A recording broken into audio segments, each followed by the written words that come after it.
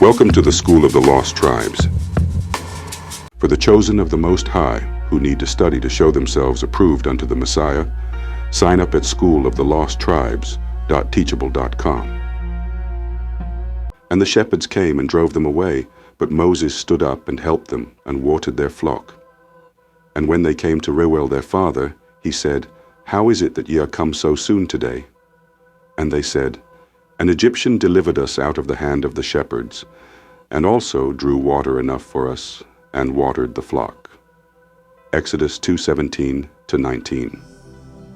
This passage describes a significant event in the early life of Moses, long before he was called by Yahweh to deliver Israel. It gives insight into his character, his role as a deliverer, and how he was mistaken for an Egyptian, which has key implications regarding the appearance and identity of the Israelites. Verse 17, And the shepherds came and drove them away, but Moses stood up and helped them and watered their flock. This scene takes place in Midian, where Moses had fled after killing an Egyptian. Exodus 2:12. The daughters of Reuel, Jethro, who were tending to their flocks, were being harassed by local shepherds. Moses, though a stranger in a foreign land, immediately steps in to defend the oppressed, showing his natural inclination as a protector. This foreshadows his future role as the deliverer of Yahweh's chosen people, Israel. Additionally, this moment symbolizes the protection and guidance that Moses would later provide for the entire nation of Israel, leading them through the wilderness and ensuring that they were spiritually and physically sustained. Verse 18, And when they came to Reuel their father, he said, How is it that ye are come so soon today? Reuel, also called Jethro, was a Midianite priest. He was surprised to see his daughters return earlier than usual, implying that they regularly faced difficulties at the well. This reinforces that oppression and injustice were not unique to Israel. Other peoples also faced struggles, but it was Moses, an Israelite, who intervened, showing that the spirit of deliverance was uniquely upon him. Verse 19, And they said, An Egyptian delivered us out of the hand of the shepherds, and also drew water enough for us, and watered the flock. This is a crucial statement because the daughters of Reuel mistook Moses for an Egyptian. What does this mean? The ancient Egyptians were a dark-skinned people, meaning Moses, an Israelite, must have had a similar appearance to pass as one. This aligns with historical and biblical evidence that the true Israelites were not white or European-looking as commonly portrayed. This also highlights that the Israelites were distinct from other nations, yet in certain regions they could be mistaken for the people they lived among. The role of Moses as a deliverer. Just as Moses saved Jethro's daughters from the oppression of the shepherds, he would later save Israel from Egyptian bondage. This was a small-scale foreshadowing of the greater Exodus to come. The act of drawing water symbolizes giving life and sustenance, a major theme in Moses' later leadership when he would provide water for Israel in the wilderness, Exodus 17:6. Conclusion. Exodus 2:17-19 gives key insights into Moses' character, his role as a deliverer, and the true identity of the Israelites. His defense of Jethro's daughters foreshadows his future defense of Israel, and his mistaken identity as an Egyptian confirms that the Israelites were a melanated people, not the pale-skinned figures often depicted in modern religious art. Ultimately, this passage reinforces the exclusive doctrine of Israel, showing that Yahweh had already placed a spirit of deliverance upon Moses before officially calling him to lead his chosen people out of Egypt. And it shall come to pass in that day that Yahweh shall set his hand again the second time to recover the remnant of his people, which shall be left from Assyria, and from Egypt, and from Pathros, and from Cush, and from Elam, and from Shinar, and from Hamath, and from the islands of the sea. And he shall set up an ensign for the nations, and shall assemble the outcasts of Israel, and gather together the dispersed of Judah from the four corners of the earth. Isaiah 11:11-12. This prophecy confirms that Yahweh will gather the scattered Israelites from the lands of their captivity, proving that the restoration is only for Israel, not for all nations. This aligns with the exclusive doctrine of the scattered lost tribes, showing that salvation and the kingdom are for Israel alone. Verse 11, "And it shall come to pass in that day that Yahweh shall set his hand again the second time to recover the remnant of his people." The phrase, "the second time," is crucial. The first time Yahweh gathered Israel was during the Exodus from Egypt under Moses. This prophecy refers to a future gathering, one that will surpass the first in magnitude. The remnant refers to the scattered Israelites, particularly the northern kingdom of Israel, which was taken into captivity by the Assyrians, 2 Kings 17:6. This second gathering will happen during the final redemption when Yahweh sends Yahweh Shai to deliver the true Israelites from worldwide captivity. The lands mentioned confirm where the Israelites were dispersed: Assyria and Shinar, locations where the northern kingdom was first taken into exile, Egypt and Pathros. Many Israelites fled to Egypt after the Babylonian invasion, Jeremiah 43:7. Cush, Ethiopia. Israelites were scattered into Africa through captivity and migration. Elam and Hamath, Persian regions where Israelites were taken during captivity. Islands of the sea refers to distant lands where the Israelites were scattered, including the Americas, the Caribbean, and beyond. This confirms that Israel is still in captivity today, living among the nations, awaiting this final deliverance. Verse 12, "And he shall set up an ensign for the nations, and shall assemble the outcasts of Israel, and gather together the dispersed of Judah from the four corners of the earth." The ensign is a sign or banner. Yahweh Shai is that banner, Isaiah 11:10, calling the scattered Israelites back to their heritage. The outcasts of Israel refers to the northern kingdom, those who were exiled and lost their identity among the nations. The dispersed of Judah refers to the southern kingdom, which was scattered by the Babylonian and later Roman invasions.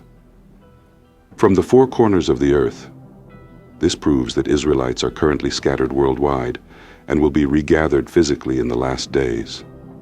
This aligns with Deuteronomy 33:4, which prophesies, "Then Yahweh thy power will turn thy captivity, and have compassion upon thee, and will return and gather thee from all the nations, whither Yahweh thy power hath scattered thee. If any of thine be driven out unto the outmost parts of heaven, from thence will Yahweh thy power gather thee, and from thence will he fetch thee." This is the true regathering, not the false political establishment of 1948, where non-Israelites falsely claim to be the chosen people. The real Israelites are still scattered, living under the curses of Deuteronomy 28, until Yahweh Shai returns to redeem them. Conclusion. Isaiah 11:11-12 confirms that Yahweh's salvation is for Israel alone, specifically the scattered descendants of the northern and southern kingdoms. The prophecy proves that the real Israelites are still in captivity today, scattered across the earth. The gathering of Israel is a future event, fulfilled by Yahweh Shai's return. The kingdom of Yahweh is for Israel, not for all nations. This aligns with Matthew 15:24, where Yahweh Shai himself declares, "I am not sent but unto the lost sheep of the house of Israel." The true Israelites, the descendants of the transatlantic slave trade, the indigenous peoples of the Americas, and others scattered globally, are the ones awaiting this great gathering. This prophecy is the ultimate proof that Yahweh's covenant is exclusive to Israel, and his redemption is for his people alone. For, behold, Yahweh will come with fire, and with his chariots like a whirlwind, to render his anger with fury, and his rebuke with flames of fire. For by fire and by his sword will Yahweh plead with all flesh, and the slain of Yahweh shall be many. This prophecy speaks of the final judgment that Yahweh will bring upon the earth. It describes his return in power and destruction, specifically targeting the wicked and rebellious nations. This is a direct confirmation that Yahweh's coming is not for universal peace, but for war and vengeance upon those who have oppressed and scattered his people, Israel. Isaiah 66, verse 15-16, verse 15. For behold, Yahweh will come with fire, and with his chariots like a whirlwind. Fire is always associated with Yahweh's divine judgment. Throughout the scriptures, fire represents purification, destruction, and the wrath of the Most High. His chariots represent the angelic forces, also known as the heavenly host, who will accompany him in judgment. These are not literal man-made chariots, but the powerful vehicles of Yahweh's celestial army, often identified as the chariots of Israel, 2 Kings 2:11, Psalm 68:17. The term, like a whirlwind, signifies the sudden, unstoppable force of this destruction. When Yahweh comes, it will be with great speed and overwhelming power, leaving no room for escape. This mirrors Jeremiah 4:13, which states, "Behold, he shall come up as clouds, and his chariots shall be as a whirlwind. His horses are swifter than eagles. Woe unto us, for we are spoiled." This shows that Yahweh's return is not for all people's benefit, but to destroy the wicked and restore his chosen nation, Israel, to render his anger with fury and his rebuke with flames of fire. The anger of Yahweh is directed at the rebellious nations, especially those who have enslaved, oppressed, and scattered the Israelites. Joel 3:2. His rebuke comes with flames of fire, meaning this will not be a gentle correction. This is total annihilation of the wicked. This aligns with 2 Thessalonians 1:7-8, which says, "And to you who are troubled rest with us, when Yahweh shall be revealed from heaven with his mighty angels, in flaming fire taking vengeance on them that know not Yahweh, and that obey not the gospel of our Lord, Yahweh Shai." This judgment is not universal salvation. It is destruction upon the enemies of Israel and the disobedient of our people. Verse 16, "For by fire and by his sword will Yahweh plead with all flesh." The word plead here does not mean to beg or ask. It means to judge, punish, and execute vengeance. This is a legal term meaning Yahweh is bringing a case against the nations for their crimes against his people. Fire and the sword symbolize warfare and destruction, confirming that this is not a spiritual judgment, but a physical, fiery destruction upon the earth. This aligns with Revelation 19:15, where it says, "And out of his mouth goeth a sharp sword, that with it he should smite the nations, and he shall rule them with a rod of iron." Yahweh Shai, as the executor of Yahweh's judgment, will use fire and the sword to execute vengeance upon the nations, especially Edom, Obadiah 1:18, and those who have oppressed the Israelites. "And the slain of Yahweh shall be many." This destroys the false doctrine that the return of Yahweh Shai is about peace and love for all nations. Instead, it clearly states that many will be slain. This aligns with Isaiah 63:3-4, where Yahweh Shai declares, "I have trodden the winepress alone, and of the people there was none with me. For I will tread them in mine anger, and trample them in my fury, and their blood shall be sprinkled upon my garments, and I will stain all my raiment. For the day of vengeance is in mine heart, and the year of my redeemed is come." The redeemed are the Israelites, Isaiah 44:23, and the slain are those nations who have refused to acknowledge Yahweh's authority. Conclusion. Isaiah 66:15-16 clearly prophesies the fiery destruction of the wicked upon Yahweh's return.